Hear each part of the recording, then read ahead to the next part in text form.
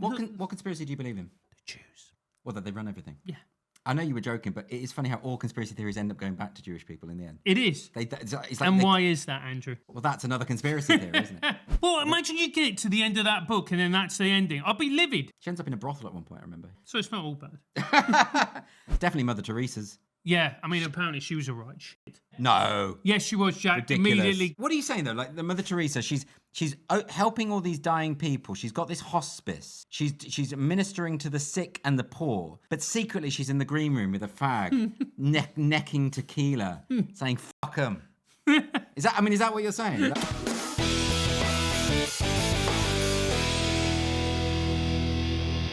Hello and welcome to Francis Foster's Sort Your Life Out, the show where I indeed sort your life out.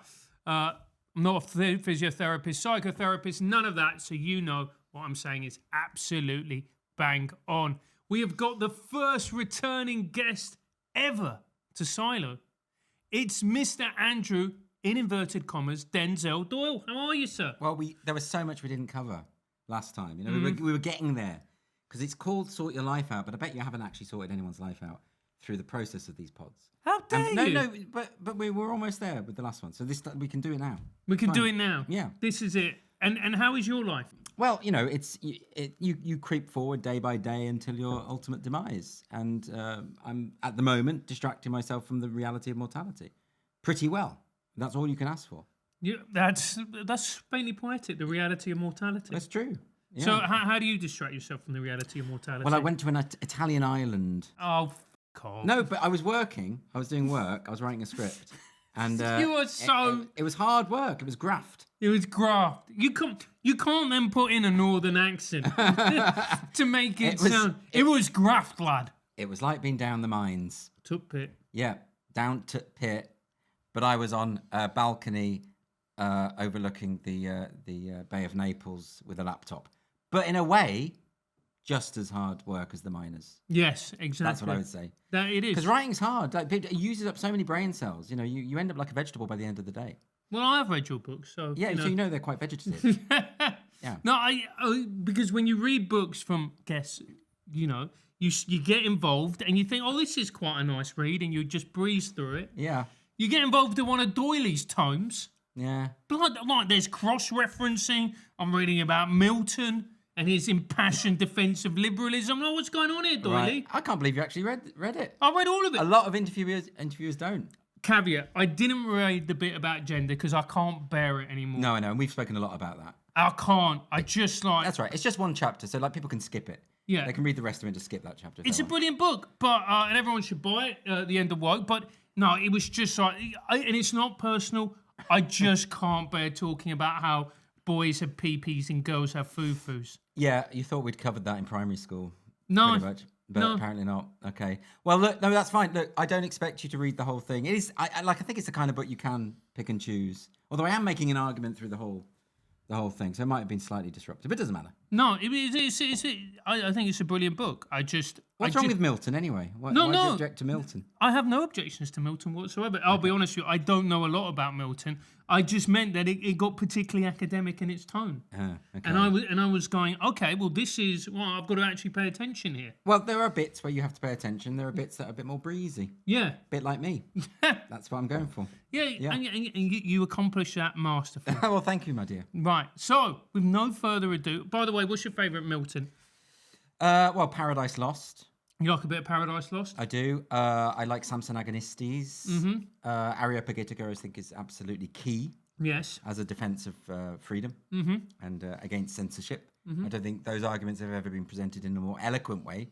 So I would say, those are the big hitters. You always strike me as somebody who would like Blake.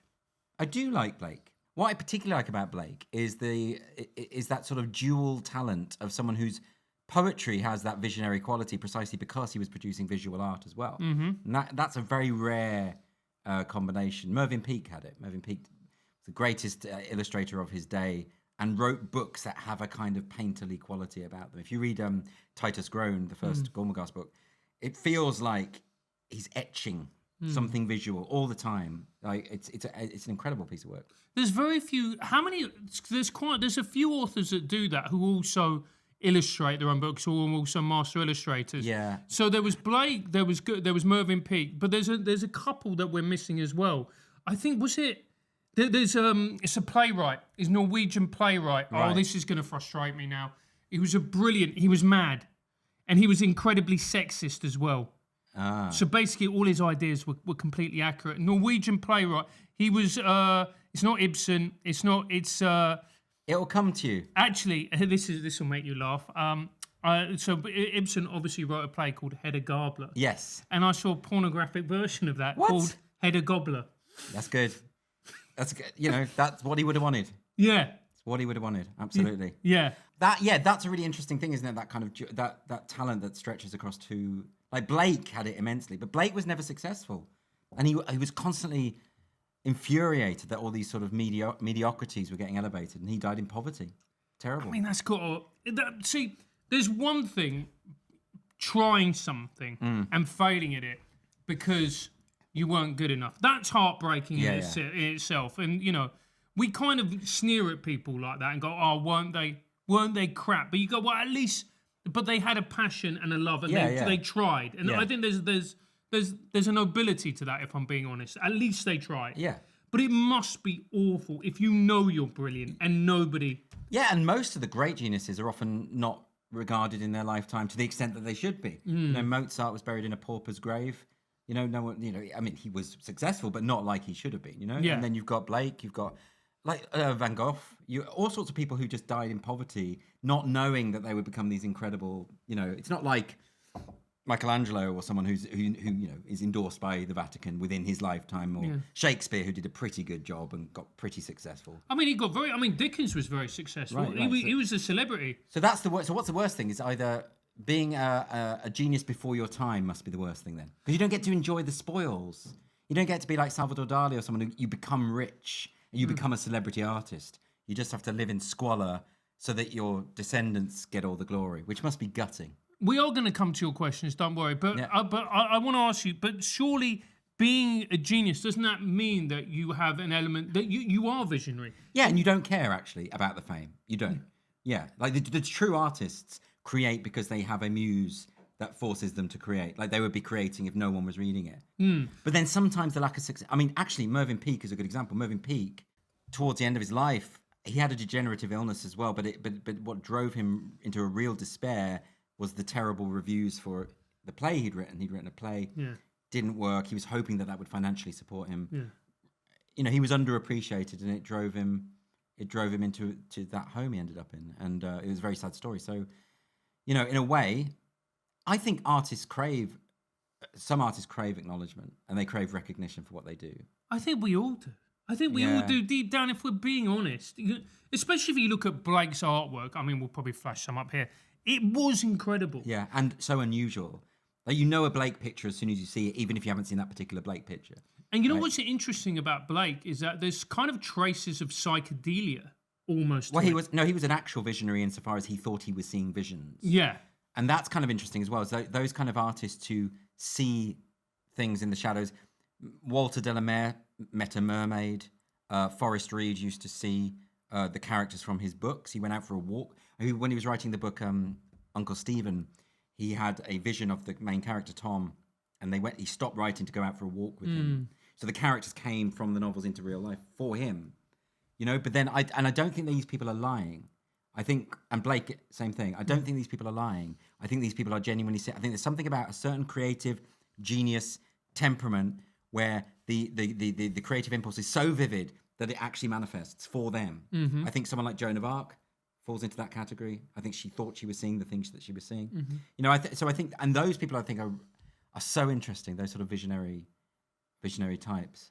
Absolutely. They drive themselves mad. But if you look at Blake, particularly with the psychedelia, he was so visionary that you trace, the doors of perception, which I think was something that he wrote about. Yeah. That was actually his words, which were then used for Huxley. Yeah. And then Huxley then went on to influence the band, The Doors. The Doors. Yes, and there's lots of debates. I've been getting into this psychedelic dreamscape stuff because I do find it fascinating. Because if you look at Blake, he did the Ghost of a Flea. Have you seen that picture? The Ghost of a Flea. that you might flash that up. It's incredible because when you look at that, you think he saw that. Like this was a thing that appeared to him that he then painted. It wasn't just something he imagined, and it's kind of crazy. And then I was looking into this stuff about what's that psychedelic drug that a lot of people take that opens up those gateways. Well, there's ayahuasca. There is DMT. DMT. Yes. So many people. I was talking to Jonathan Kogan about this. There are so many people who, when they take this drug throughout centuries in different countries, they all see these robotic elves, these mechanical elves. And I have a friend who's seen the elves. And that to me is terrifying because it means one of two things, doesn't it? Either this is a kind of matrix world, there is another reality where it is being constructed by these mechanical elves, or there is something about the way our brains have evolved that we naturally see mechanical elves. Why is that? Why do we do that? I have no idea. It's called Sort Your Life Out. This has kept me up at nights, and you can't sort mine out. Why are people seeing elves? Robot elves, no less. I have no idea. Maybe that's just the composition of the brain. Do you believe it, though? I do you believe think it. the elves exist? They may well exist. They also see praying mantises probing around in their heads. Not in a bad way, although it sounds quite intrusive to me. Yeah, it does. But they claim it's quite calming. But again, people from different parts of the world, different centuries, seeing the same thing when they have the same drug. Something's going on. I mean, it is. What do you like that if you were getting a bit stressed out, a praying mantis just to come on and give you a little bit of a brain massage? Well, it's massaging your brain, but in the brain. But I think in whatever world or dimension you go into, there's no such thing as, like the gnomes, the elf things, they come and greet you and they go in and out of you as well. And they, you're not really there, but you are there. I don't know. But look, I'm so averse to it. I'm so terrified of this being real that I would never take that drug. Yeah. I would never go near it. Because I feel like if I did and saw the elves, I wouldn't be able to forget the elves. I'm sounding a bit obsessed with the elves already, and I haven't even seen the fuckers. So what would happen if I actually did? What would you do? I would become an elf maniac. You'd become an elf maniac. A robot elf maniac. Maybe it'd bleed into your sex life. Oh my God. You'd start asking your husband to dress up as an elf. That's a whole other realm of possibility that I haven't even considered. And it's very disturbing, because I bet there's niche porn that caters for that. Of course, there's niche porn for everything. Robot elf porn. Robot elf porn. Listen, at least you're not a furry. No, well I know. I've got my allergies. I'm going to dress up as a badger, get loads of fluff in my nose. Not sexy. That a sneeze is not sexy. Can you imagine? You could have the genius of Blake, and be appreciated around the world, as William Blake should have been. Yeah. But imagine you got caught having sex as a badger. It'd be over. Yeah, it would. Well, especially in today's day and age. Yeah, and deservedly so. Yeah, probably. Yeah. Fair enough. And with no further ado, we're going to go to your first problem. I think we've solved enough problems already. We have, mate. This is all we do. Yeah. This is all we do on the show. Dear Francis, I rent a flat in Zone 4, and my landlord just texted me asking if I'd mind if his son stayed on the sofa for a few months. His son is 36 and a conspiracy YouTuber. Can I say no? What is this Zone 4 place? I mean, you're thinking that's not a town. Do you not know London, Doyle? Yeah, okay. It's the tube map, right? No. But why does a ring of London get? Why do we start? Okay, I get it for the tube because you're like, I've got to pay to go as far as Zone 4. But that doesn't become like a realm. You don't say I live in Zone 4. It's yeah, not like you do. Why would you say I live in Zone 4? It's like you sound mental. No, you don't. You just sound like a Londoner, which is superior to the rest of this godforsaken little Why don't you say I live in Harrow or I live in Greenwich or whatever? You just go, I live in Zone 3. Zone 4. Yeah, but that's misleading because it could be anywhere around the M25. Yes, but it denotes a proximity to the centre. Is it a class issue? Is it like if you're Zone 1, you're probably upper class or something like that? Well, does the class go down as the zones go out? No, because you can be in Zone 4 and that's the suburbs, or you can be in Zone 1 and that's... Who lives in Zone 1? You must be really rich. Or you just live in a council estate and it's shit. With rent control. Yeah. Or I know that there's rent boys and prostitutes, they get Zone 1 properties because they get paid so much. I saw a documentary about a rent boy who hires a place in Covent Garden, which is something like $3,000 a week or something crazy. Really? But because he gets so much from his work, it more than covers it. So you see, this is the main issue that I have with sex workers, is that they're all very short-termist, most of them. Oh well, I mean, it's like footballers. You know, your sell-by date's going to come pretty damn quickly. No pun intended. Well, yeah, there we go. So that is difficult. Zone 4. Is it relevant to the question that he's living in Zone 4? No, so I rent a flat in Zone 4. And basically, I think he means that he gets it cheaper than he would do if he paid for it on 1 or 2. And then this guy, so the landlord wants to impose the 36-year-old son into the house. Yeah. Well, the landlord's not allowed to do that. But he's not demanding, but he's coercing. Mm-hmm. He's effectively saying, you can do me a favor, can't you? Mm-hmm. YouTuber conspiracy theorist. I would say absolutely not. See, this is a problem I have with this because I've been called a conspiracy YouTuber. Are you a conspiracy YouTuber? Well, What conspiracy do you believe in? the Jews. Well, that they run everything. Yeah. Okay, but what? No, but I'm talking about conspiracies, not No, not reality. Not facts. Yeah, not facts. What conspiracies do I actually believe in? Oh, I don't think Epstein killed himself. Really? No, I know you were joking, but it is funny how all conspiracy theories end up going back to Jewish people in the end. it is. It's like And why is that, Andrew? Well, that's another conspiracy theory, isn't it? I mean, the ones, because loads of my friends have fallen for every conspiracy theory now, because it's not, since COVID, everyone lost their minds, and because you had a disease with such a low mortality rate and such an extreme response by the state in terms of lockdown. Of course, people are going to say why. Because it's crazy. Why are we wearing masks when the WHO has said they don't do anything? Yeah. Why are we standing apart when experts have said you don't need to? Like, why is it that you can drink, if you're drinking a glass of wine on the plane, you don't need to wear a mask, but then when you finish the wine, you have to put the mask back on. So what you do is you just make the glass of wine last the whole flight, so you don't have to wear the mask. How does the virus know that it needs to observe your drinking etiquette before it moves? Like, so all of this stuff was obviously nonsense. So I think people's brains just went to something else must be going on here. And I think it broke loads of brains. Yeah. And then some of those people whose brains have been broken by this, they now believe everything. Like I've known people who now believe that like Paul McCartney died in that car crash, and then the current Paul McCartney is a doppelganger who's been placed there by the satanic cult that runs the world. That dinosaurs didn't exist. Dinosaurs were an invention by the satanic. It all comes back to this satanic cult, Jews, that basically run the world, Yeah. And I'm like, you people are absolutely, like, it's like they can't just, the moon landing, they say Kubrick filmed that. They can't just believe one conspiracy theory. They have to believe every conspiracy theory. It's weird to me, so I don't believe any of them.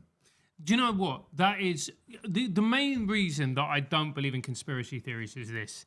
Have you ever tried to run something? Yes. It's impossible for secrets not to get out. Yeah. Impossible. Like with the moon landing, you'd have to have about 20,000 workers, people involved in that project, to all shut up and not say anything to anyone. No way. If there were a team of 3 on it, it would get out. And it's also as well, like people go, they deliberately made this happen. And you're like, no, they just fucked it up.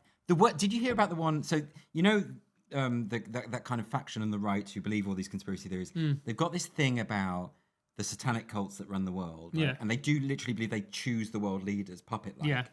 And they meet together in these sort of subterranean crypts and sacrifice kids and all the rest of it.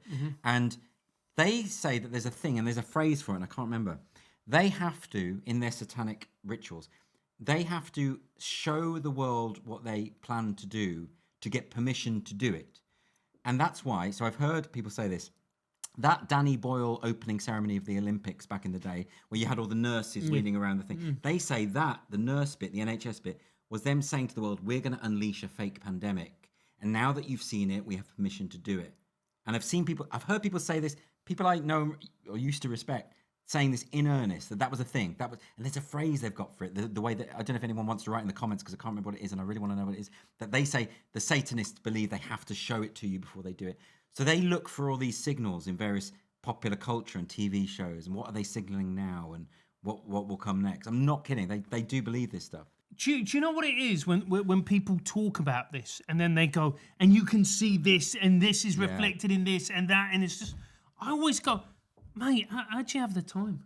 Well, the one about, did you see the that painting of Charles III? Yes. The red one? Yeah. If you take the corner of it, and this was going viral, you take the corner of it, turn it round, crop a bit out, it just looks like a goat devil thing. Yeah. You can do that with any fucking picture. Like, I could do that with a photograph of you. No, you couldn't. Yeah, I could. Already have. So someone's going to put, please don't, actually go on, tweet me your devil pictures of me. Well, you don't know, but Francis has cloven hooves. I do. And because you never see his feet, do you? Why? Interesting, that.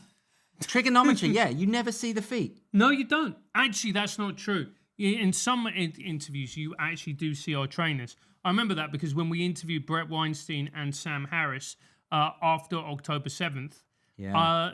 There was a lot of comments about the dirtiness of my trainers. Yeah, convenient, isn't it? Did people notice that it was a CGI trainer? Did they notice? No. Jack did an exceptional job of Yeah. hiding my cloven feet. Your hooves. Even though he wasn't working with us at the time, he secretly was. You are a caprine deity of the underworld. That I am. So going back, his son is 36 and a conspiracy YouTuber. Can I say no? Just say no. Just say, like, the landlord can't kick you out for that. Yeah. Just tell him your son's mental and I've got enough problems going on in my life. Put him in a home. In the words of Nancy Reagan, I think it was, just say no. Was that her? I think it was Nancy Reagan. No, I think that was the Grange Hill kids.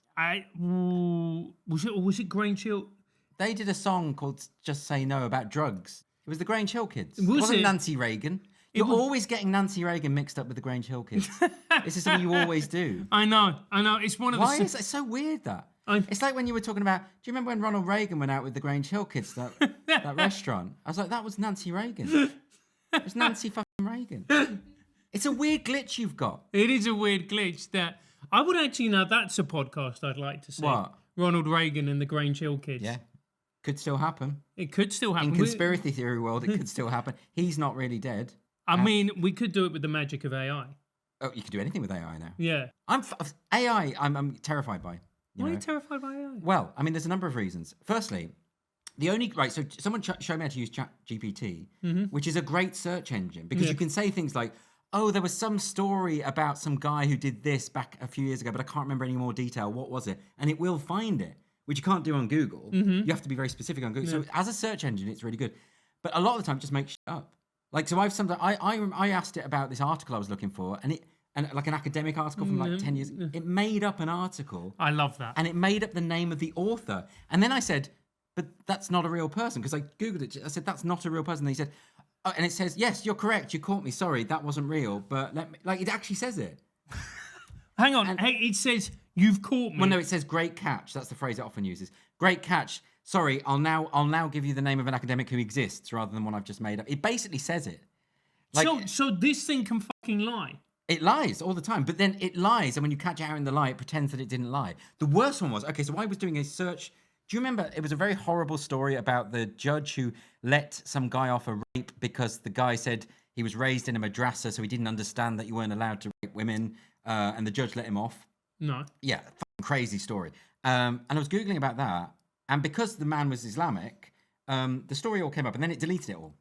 And I said, why have you just deleted that detail? And it said, something like, some people might find it offensive because of the identity of the perpetrator, but you're right, it's in the public domain, you should have access to it. Here's the story again, delete, went again, disappeared again. I said, you keep deleting this story, why?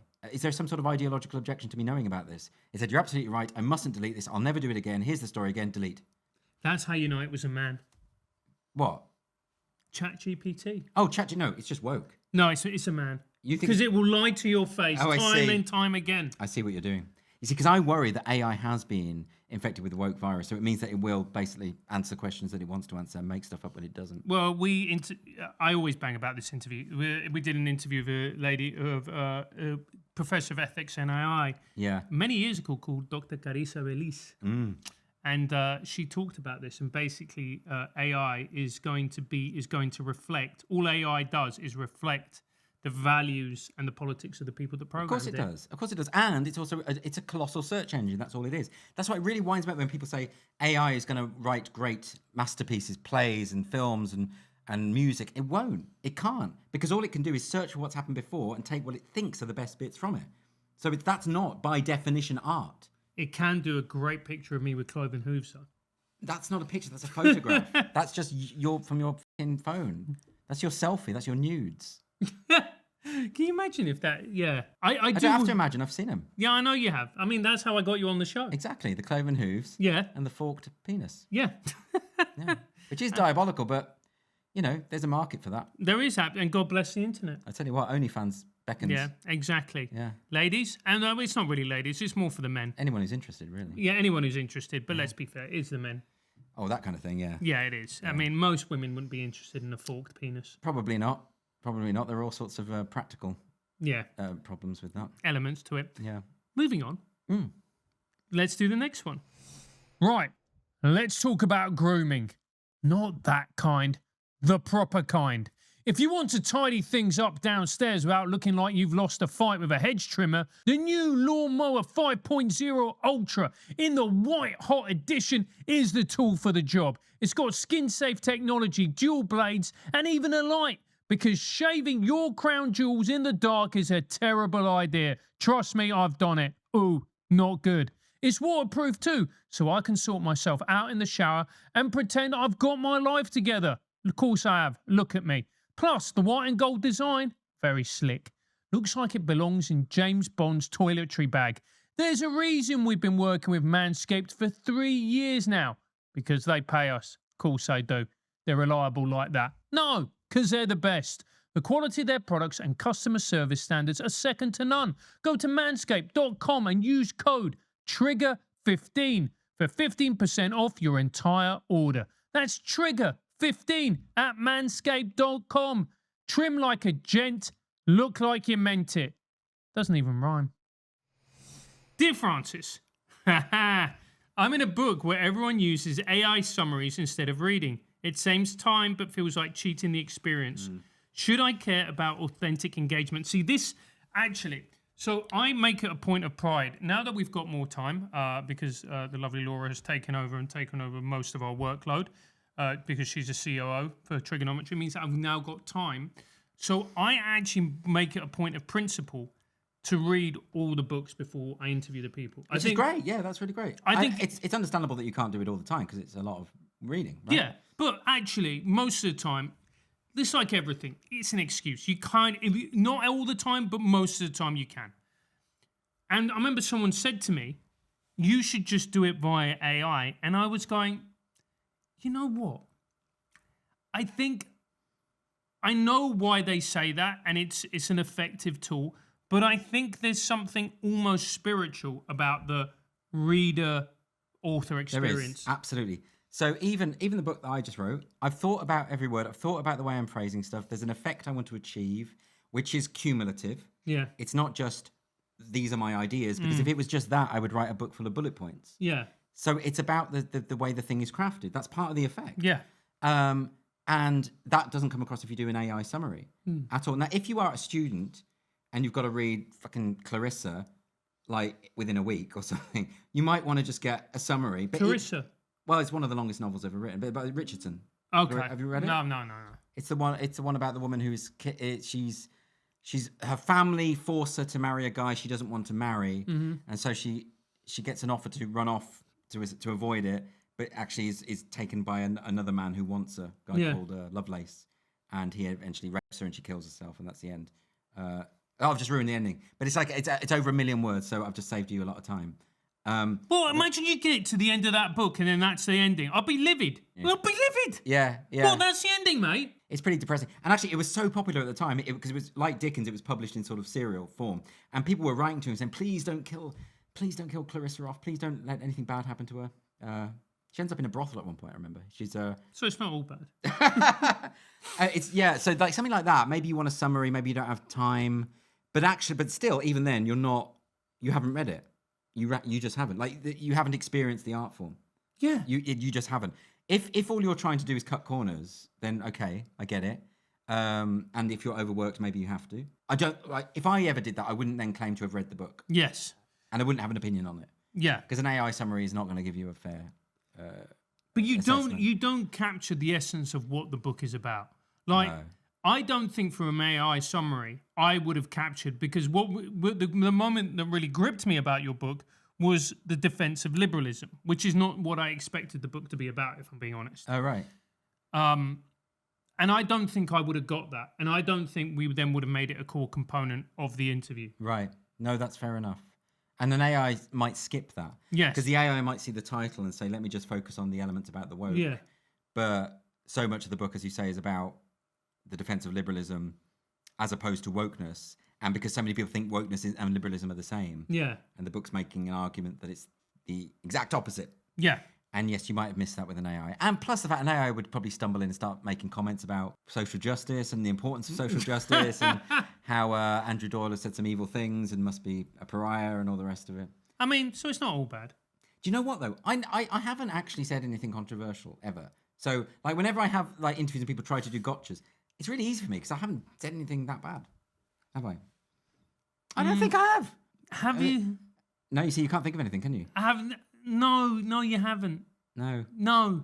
I always remember when I used to interview you at the comedy club that I used to work at, and people would just they'd be trying to kind of like they'd be a little bit like, oh, is he not? Is he What, gay? No, not gay. Is he one of them? Yeah, but I mean, right on the right, and they'd be like a fascist. You're fascist adjacent. Yeah, fascist adjacent. And then they'd be like, "Is he?" And I'd be like, what's he said? Yeah, I know. They never can. See, I used to be able to say that. Then I lost my temper on Twitter a few times. And did you say a few awful things? Yeah, probably. What's the worst thing you said on Twitter? What's the worst thing that I've ever said on Twitter? I went through a phase of just being deliberately immature. Yeah, but it's Twitter. No, but just really, just being a bit of a prick. Oh, really?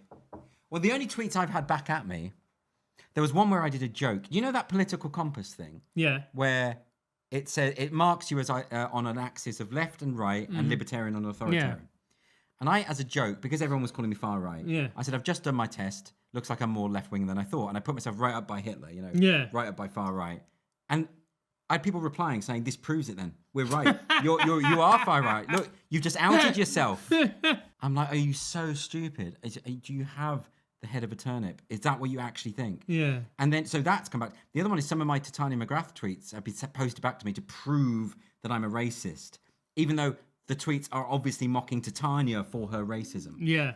But again, like, so the only way they can get you is to twist what you've said, or misinterpret what you've said, deliberately. So long as you don't say crazy shit, which I've always been pretty careful not to. Well, like, I mean, in private, men can't be women. Men can't be women. I've said it now. I've said it many times. But that is the thing. They'll twist it and say, well, that's fascist. I mean, it is. Well, Hitler would have said that. He said it often. Yeah. Yeah. Always going on about it. I'll be honest with you. If you gave me 50 knicker and go, Francis, where do you think Hitler lies on the whole trans debate? Yeah. I'd think he'd come down as pretty gender critical. Do you think? Yeah. Insofar as he would believe there are men and women and that they are different. Yeah. Yeah. And biological sex is real. Sure. But I don't think it's fair, therefore, to say that gender critical feminists are therefore Hitler. No, but they just share his opinions on gender. Well, yeah, but it's also probably Karl Marx's opinions on gender. It's also probably every historical figure before the last 5 years' opinion on gender. So it's pretty much everyone, good and bad. It's definitely Mother Teresa's. Yeah, I mean, apparently she was a right shit. Was she? Yeah. No. Yes, she was, Jack. Ridiculous. Immediately get this up. Ridiculous. No, don't. Oh, wait. Is this because Christopher Hitchens wrote that stupid book about her? No. Ridiculous. No, I'm serious. Jackie, you're going to need to get this up. Mother Teresa, was she? No. Yeah. I'm not going to buy this. This is iconoclasm for its own sake. No, it's not. She's a saintly woman. No, this apparently. What do you mean? Do you remember that schoolboy joke? No. About Mother Teresa? Go on. When he did the setup is, did you hear that Elton John wrote a song about Mother Teresa's death? Okay. It's called Sandals in the Bin. That's horrible. This has gone very, very unpleasant all of a sudden. Leaving a nasty taste in my mouth. Did you not? Never heard that. You never come. No, look, hold a minute. This is just, look. What are you saying though? Like the Mother Teresa, she's helping all these dying people. She's got this hospice. She's ministering to the sick and the poor. But secretly, she's in the green room with a fag, necking tequila, saying "fuck 'em." Is that what you're saying? That's what was going on. Jack, can you bring up Mother Teresa's scandal? This is going to go very dark. So, Mother Teresa faced numerous criticisms and controversy regarding her work and beliefs. These included concerns about the quality of her care in her facilities, her political connections, and her views on abortion, contraception, and divorce. Wait a minute. Views on contraception, abortion, and divorce. That's just the Catholic views. She's a Catholic. She's far right. You can't say, oh, she's against abortion, therefore she's evil. She's a Catholic. The church is against abortion. Read the catechism. Is that all you got? A woman's right to choose, Doyle. Did she leave a horse's head in someone's bed? Did she beat a kitten to death with one of her sandals? Did she throttle someone to death? What? You need something more than she had the standard Catholic viewpoints. Yeah. Come on. All right. So we've got cultural sensitivity here. What does that mean? Some critics questioned her approach to serving the poor with some suggesting she tried to convert people to Christianity. Why don't they open a hospice then? Stop criticising the people doing the hard work. It's so easy to, Mother Teresa opening her hospice. She's only doing it to look good on Instagram or whatever. They should do it then. It's not easy opening a hospice. She was trying to convert people to Christianity. Yeah, she's a Christian. Whilst healing lepers. So? It's unacceptable. That's a good deal if you're a leper. And she didn't. And she was pro-life. Yeah, as the Catholic Church is. This is not a damning indictment you've pulled up. This isn't like the closing scene of JFK. You got nothing. Oh, okay. You got nothing. Mother Teresa regularly travelled first class around the world. What do you think?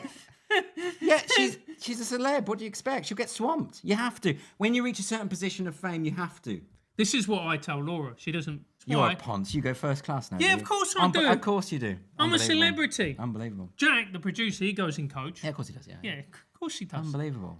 Because the thing is, when you've got like producers and that, if you treat them too well, they get soft. I can't believe that's all you got on Mother Teresa. I mean, there's something here about a paedophile priest and the result of just nothing to do with her. Yeah. Oh my God. Yeah, I mean, so that's a big dark. Look, I'm all for iconoclasm if it can be sustained, right? Yeah. But like, you have to find a smoking gun.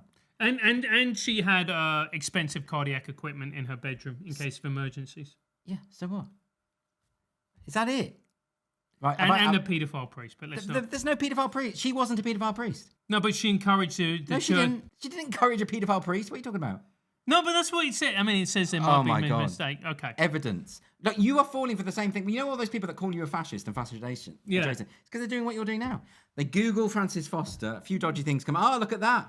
Yeah. And that's it. And that's the evidence. That's all they need. And it's not guilty on all charges. You know, I got accused. I got dogpiled by these fans of a gay pirate TV show. Yeah. Called Our Flag Means Death, which I'd never heard of. Gay pirate TV show? Yeah. And all these activists thought that I was campaigning to get it shut down and not be commissioned for another series. And I got a whole day of people bombarding me online saying, oh, you hate gay pirates and all these Jolly Roger emojis. And like, they were so angry, but genuinely furious with me. And it was all made about nothing. And it's like, I get sometimes I get a pile on because someone said something about me that isn't true and other people find. But this was so not true. I hadn't even heard of the show. It was bizarre. But that's what I mean about the internet. You can Google Mother Teresa evil and it'll tell you why she's evil. You can Google Andrew Doyle fascist, it'll tell you why I'm a fascist. You can Google Andrew Doyle communist, it'll tell you why I'm a communist. I had some guy writing blogs about how I was part of a secret communist collective that secretly ran the country, right? So that you can get all of this stuff. I've seen your car, you don't run the country. I definitely, it's a Fiat 500, nothing wrong with it. Best car in the world. I dispute that. It's a good car. Okay, next one please, Jackie. Dear Francis, my wife told me during an argument she's faked every orgasm since the birth of our second child. That was 3 years ago. I want to fix things, but now I question every noise she's ever made. Where do you even begin? Well, sex is a performance. Now, Compton Mackenzie wrote this, said to D.H. Lawrence once. Hang on. Sex is a performance. What do you mean, Doyle? What I mean, I was about to explain. Okay. So Mackenzie was saying, in the act of sex, the only people who don't find it essentially funny are the people doing it. And that's the thing about sex, it's essentially ridiculous. Yeah. If you look at it objectively, it's stupid. What are you doing? Not Why the are way you doing I that? do it, mate. It's so weird. No, the way you do it is heroic. That's Exactly. true. It's like watching an eagle take flight. It's absolutely beautiful, yeah. With you, I take that back. Yeah, over a sea with a sunset. Yeah, but you've got the whole fork penis thing going on. Yeah, exactly. But the thing about it is that, of course, it's a performance. A lot of the noises, you know when people call you daddy, yeah. right? They don't really think you're their father or want you to be a father figure. You've never been on the end of my lovemaking. You would be a terrible father. and your female partners know that. What? Look, you said this is about the truth. This show is about that. You need to hear this. It's not, but it's not that. It's not. This is why when they have sex with you and call you daddy, they're making a comment, a sardonic comment, on your unsuitability as a parent through the performance of sex. I'm sorry you had to hear it from me. There've been many hurtful and despicable things that you have said to me over the years. Yeah. You've defended Mother Teresa. You've your views on trans rights are quite frankly fascistic. Yes. But this is a new low. Well, I just think the whole being a devil cloven hoof type disqualifies you from the whole parenting circle, in my view. I just don't think Satan's a good role model. Anyway, the point about this was that you shouldn't worry about a faked orgasm because it's part of the theatricality of sex. I still can't get over the previous thing. But Well, anyway, okay. okay. But so you think that it's sex is performative, therefore all the act itself is one big show. When you remember you told me about when you had sex with that woman, she got you to dress up as a PVC Peppa Pig. Now, I don't think that you are essentially a Peppa Pig. I was in that moment. Yeah, right. I think therefore I am. You were playing a role. And so therefore it doesn't matter if you simply extend that to the noises that people make and the exclamations they exclaim. And, it's not real. None of it's real. No. You don't think you think it's all fake? I think she should have done it more. Solve that one. Sex is a grand performance. None of it's real. She just admitted it. It doesn't matter. Doesn't matter. Because what's his view? His view is that she's tricked him somehow. His view is I made her squeal. Well, why do you want to make someone squeal? Through joy. Okay. Well, we're back to the PVC Peppa Pig thing. It's true. Yeah. Squeal like a piggy. There we go. There's your answer. We're learning a lot about you, Francis. I know. But they enjoy this. This is why they tune in. This is the next one. Dear Francis, my co-workers are always optimizing their life with apps and hacks, but they seem miserable. Okay. Is chasing efficiency the point of living, or are they missing something?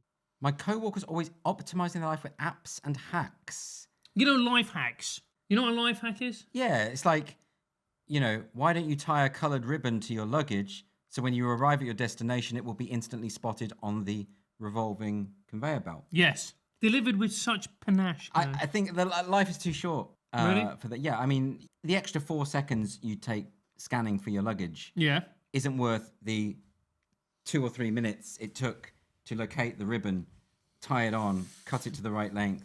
It's a false economy. You think it's a false economy? Yeah. Do you not think, though, that there's something about making... If you make something more efficient, does it not make it easier and therefore, if not more pleasurable, at least more bearable? I'm not against efficiency, but I think sometimes people spend too much time labouring towards the goal of efficiency and thereby make themselves more inefficient. Interesting. It's not that interesting, is it? No, it kind of is. What do you mean by that? Well, I just mean that you can become obsessed with the process. It's what bureaucrats do. And so that eventually the process is all there is. And you end up ultimately, distracting from the goal. When you have an essentially bureaucratic institution, particularly a creative institution, when they're focusing on accentuating efficiency and meetings and flowcharts and projections, and they're not doing anything. Yeah. Nothing gets created, nothing gets done. Sometimes I think it's just better to be spontaneous and just live life for the moment and just see what happens. Yeah. It's much more interesting, much more an energetic life, a more purposeful life. I would say the apps aren't going to solve anything for you. No, that is true. No. Have you ever thought about, optimization? Is there a part of your life that you would love to optimize, Doyle? Would you like, for instance, just to go down the gym 6 days a week, not eat any carbs, get ripped, so that you can take your shirt off and go, rah? Yeah, well, that's a good example, isn't it? So I would have to give up reading. I'd have to give up writing. I'd have to give up my career, but I would be ripped. And for that one moment, I could take my shirt off, and a few people might admire my sculpted form. Is that moment of admiration sufficient for me to jettison every other aspect of my life? Well, it would have to be a sign of singular vanity if it was. But what happens if you got laid from it? I'm beyond that now. No, but you see, you're saying that, but once you get ripped, then your libido would increase. But again, it comes back to sex as performance. I don't think sex is all that worth it. Like, I don't think that's the ultimate goal. Isn't it? I mean, biologically it is. I don't want kids. Don't you? No, ultimately the goal is those other the things that your ambitions in life, right? The things you want to create, the things you want to produce, the scripts you want to write, the books you want to write, the films you want to make, whatever it might be. But you don't want kids. You don't want loads of little doilies running around. Well, I wouldn't want kids with someone who thought that the only reason they wanted to be with me is because I was quote unquote ripped, because that would suggest a kind of shallow personality. What happens if they were really sexy? I mean, no. Anyway, I'm spoken for. I know, but in this hypothetical... This is a hypothetical world. Yeah. I can't be bothered. You can't be bothered. I mean, the effort as well. I mean, it would take years in the gym, years, and you wouldn't be able to eat what you wanted to eat. and you would have to work really hard for years for like, what, an hour of gratification. Is that it? What's the point? Because isn't that just what life is? No. Life is one long exercise in the art of deferred gratification, Doyle. Isn't that what writing a book is? You don't want to be beautiful in this world. Because if you're beautiful, that is the one thing you will definitely lose. And then you will have to deal with that loss. So all these people that are ripped in the gym, one day they're going to be old and saggy and they won't be able to lift anything without help. And how will they feel compared to the ones who've always been saggy and unable to lift things without help? At least we are used to it. They will feel the decline. And the decline is more terrifying to me than never having it at all. This is why I don't believe you should fall in love. So what should you do? Just live each day, persist, drink in the mornings, and eventually you will have the release of death. Do you know, that was almost Churchillian in its inspirational. I mean, His inspirational tone. it wasn't, but I'll take the compliment. Fantastic. Well, you shouldn't, because he was a white supremacist Is that right? and the greatest villain of World War II. The true villain of World War II. A lot of people saying that now. aren't Yeah. they? Yeah. It seems to be the fashionable thing to say. Yeah. What a load of bollocks. But lots of people saying it. So Lots of very, very important mean- men on podcasts. really stupid men. really, really stupid men. Why can't we just go? Do you know what? You know what yeah. it is now? Like, this thing of no ideas off limits, we Yeah. should just be able to go, dude, that's retarded. It's just retarded.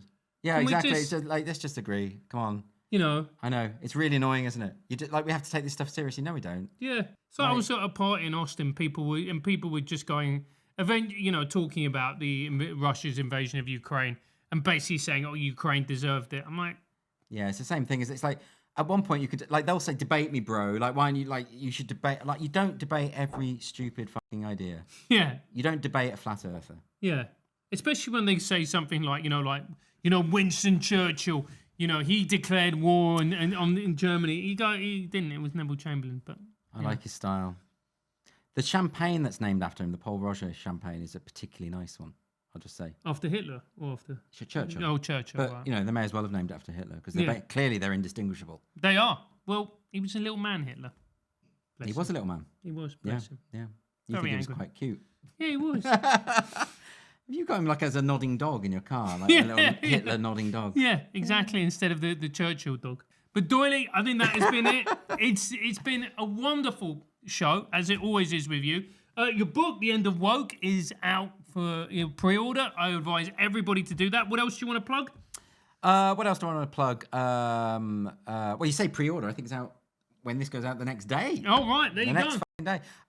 What do I want to plug? No, just the book. Because if I start talking about the other stuff, it'll distract me. Yeah. Like the book almost killed me. It was a lot of work. So It was. So please just buy the thing. I've got a mortgage. You know what I mean? Oh, someone's bragging. And I've also got a message. What's your message? Liberalism. Yeah. You were surprised by that in the book. You said it. Yeah, it was. Everyone hates liberalism at the moment. Well, that's I'm just- because they don't know any better. They don't know what it is. But yeah. Anyway, It's like the story that you said in the book about the two fishes the two fishes. swimming in the sea. The David Foster Wallace story. Yeah. Yes, There you go. So I did read it. you did read it. And to find out more about the fish, click on the link and order the book. Yep. Yeah. Thank you very much, guys. Buy the book, like and subscribe, all the good stuff. We'll see you here next week. And make sure to subscribe, because then you won't know about the next great guest. Thank you. Have a comment. See you soon.